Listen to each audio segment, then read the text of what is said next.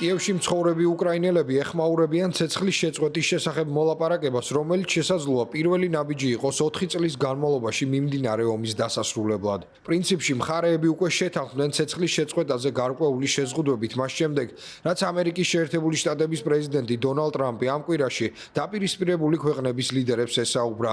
თუმცა ჯერ გაურკვეველია, როდის შევა ძალაში ეს შეთანხმება და რა სამიზნეებზე აიგზალება თავდასხმები.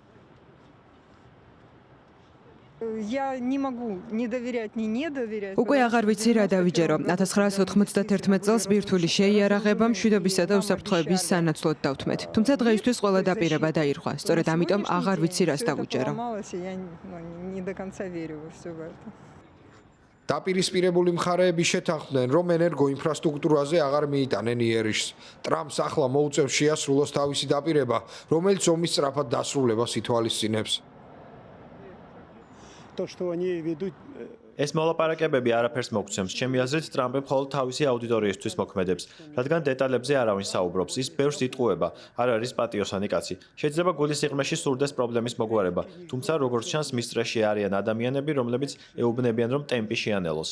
20 დღით ცეცხლის შეწყვეტის შეთანხმებისთვის რომც მიეღწიათ, ამას შედეგი არ ექნებოდა, რადგან რუსები დაარღვევდნენ მას. ამბობენ, რომ უკრაინელები ამ დროს გადაჯგუფებისთვის გამოიყენებდნენ და რა თქმა უნდა, ასეც იქნებოდა, რადგან ყოველთვის ბზად უნდა ვიყოთ, როდესაც ასეთი მეზობელი გვყავს.